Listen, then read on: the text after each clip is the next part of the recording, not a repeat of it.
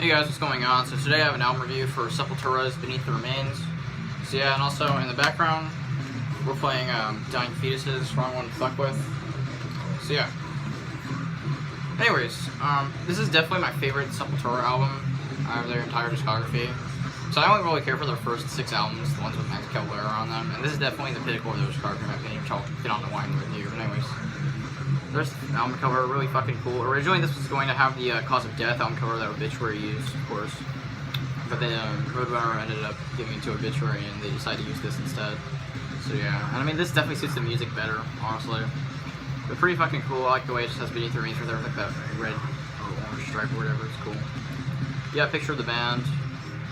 I'll say this is a reissue, remaster from like 1997. Anyways, track listing: Beneath the Remains, Inner Self, Stronger Than Hate, Mass Hypnosis, Sarcastic Existence, Slaves of Pain, Lobotomy, Hungry, Primitive Future, Ahora Vezdu. I can't speak Spanish for a while. And then that's one of the bonus tracks, and then Inner Self and Mass Hypnosis, the drum tracks.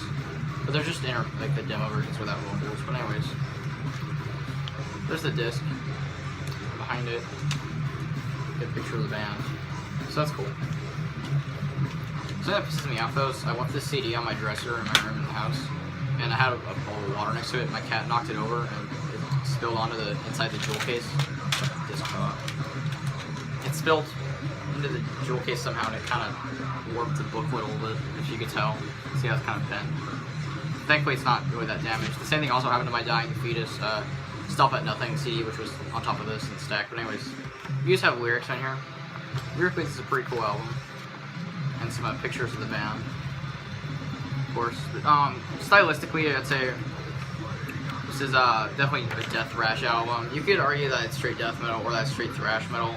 I think I'd say this one is probably a little more on the thrash metal side, but I wouldn't get upset if you just called it death metal, honestly, because it definitely has a lot of elements of that.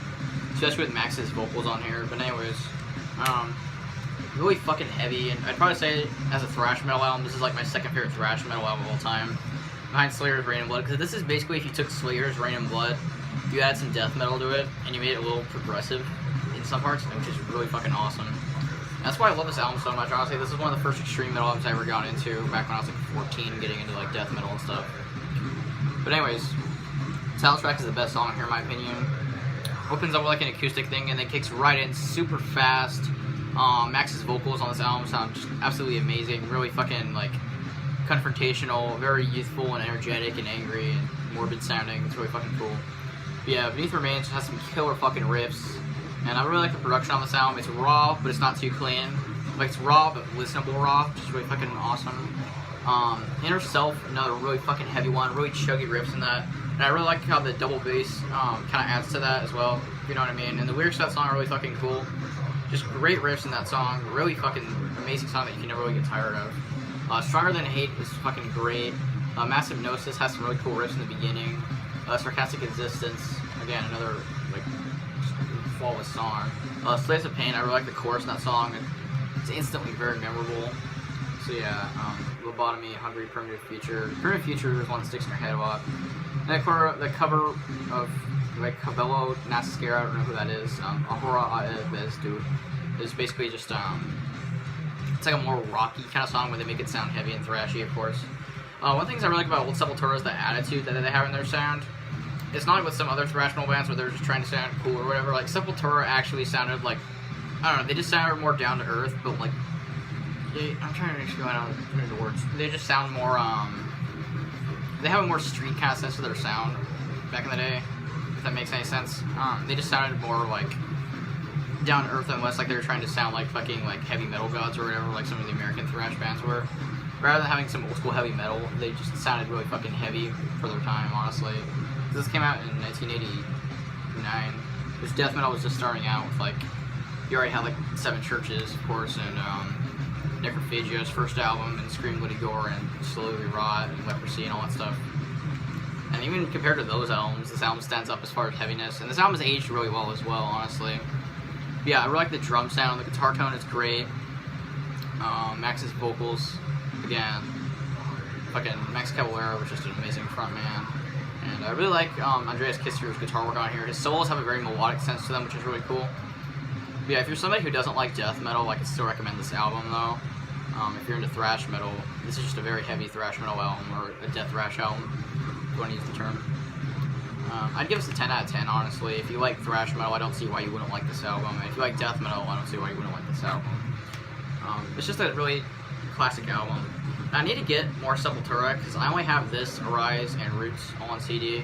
I eventually just want to have all the Max Cavalera albums.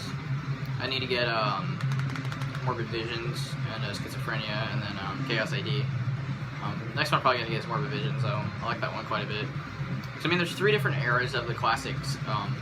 There's 3 classic eras of the Max Cavalera era of Sepultura. You have, like, the more like, the style, bestial, I want to say the fucking word is, stuff, like, their first EP and Morbid Visions, which is, like, very black metal, or first wave black metal, I guess you could say. And then you have the thrashy stuff, like Schizophrenia, this, and Arise, although over the course of the thrasher stuff, they added a little more death metal with each album until Arise was like a borderline death metal album.